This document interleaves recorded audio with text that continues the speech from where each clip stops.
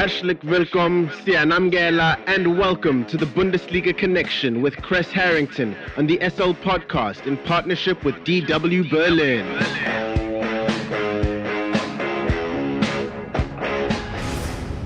It's time for the latest from Germany's domestic football league, the Bundesliga, and more. For that, we are joined by Chris Harrington from our partner station Deutsche Welle in Berlin, Germany.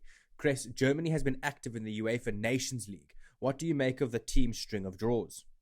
Well, you know, the reality when it comes to the Nations League, no one is hungry to compete in this competition if you hail from a nation accustomed to being in every major competition the way Germany is. And their most recent draw was Hungary, but their head coach, Hansi Flick, still undefeated, mind you. His reign has started off well. He's spoken out against the Nations League, saying the 4 matches are way too many back to back to back, especially when you factor in, the 2 years recently that, the footballers have had to deal with. You've had the pandemic, we've had, a lot of sandwiched matches, with this different Champions League and so forth. And basically the Nations League, when you consider Qatar is right around the corner, there's no preseason preparation, in the Bundesliga for Bayern Munich, nor the Champions League matches really either, so it's just really nonstop football. And that brings me to, their competitors. Germany, hasn't had easy opponents. Italy, England, and Hungary. The only person scoring really is Jonas Hoffmann. He's the only one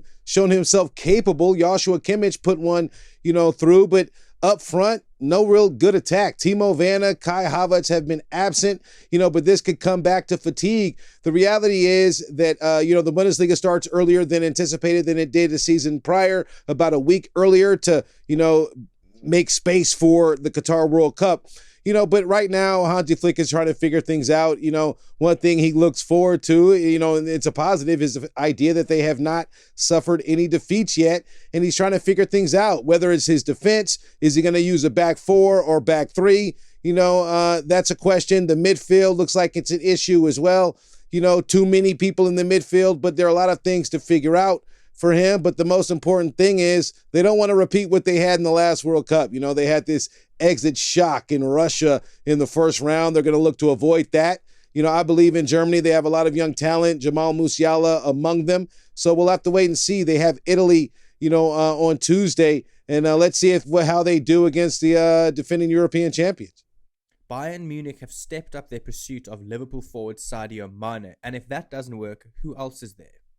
Well, I personally think Bayern want it to work because Lewandowski, for one hand, he's been so vocal about him wanting to depart, him wanting to join, Barcelona, maybe PSG or some other suitor out there, but anytime a player doesn't want to stay, he's the tip of the spear of the offense. It looks bad. Enter the Sadio Mane situation. The Bayern Munich sportsman, Hassan Salihamidzic, he flew to England to meet with Liverpool because they tried to improve their package. 2 bids have been rejected thus far. Jurgen Klopp and company are trying to hold out, in the ballpark of 40 million valuation for the 30-year-old.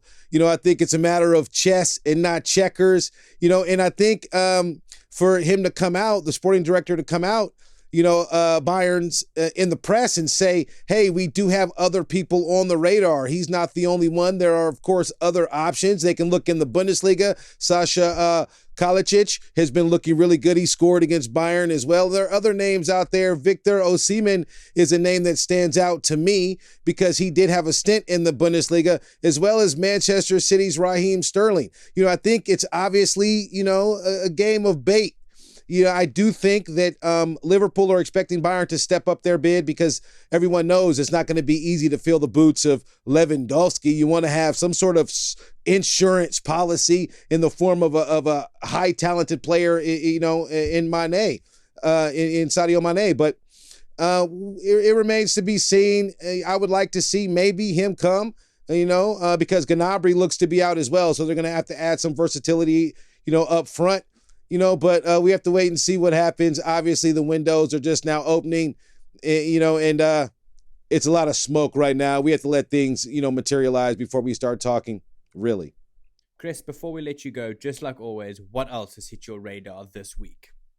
Yeah, I know a lot of people out there are eager Frankfurt Eagle fans. They won the Europa League. They had a great amount of fan support, driving them, pushing them all along the way. Well, UEFA has handed down a penalty to Frankfurt. They punched their ticket to compete in the Champions League. Their first home game, they're going to have no home fans. And that could hurt because all of the fans, thousands and thousands, were on this roller coaster ride with the Eagles.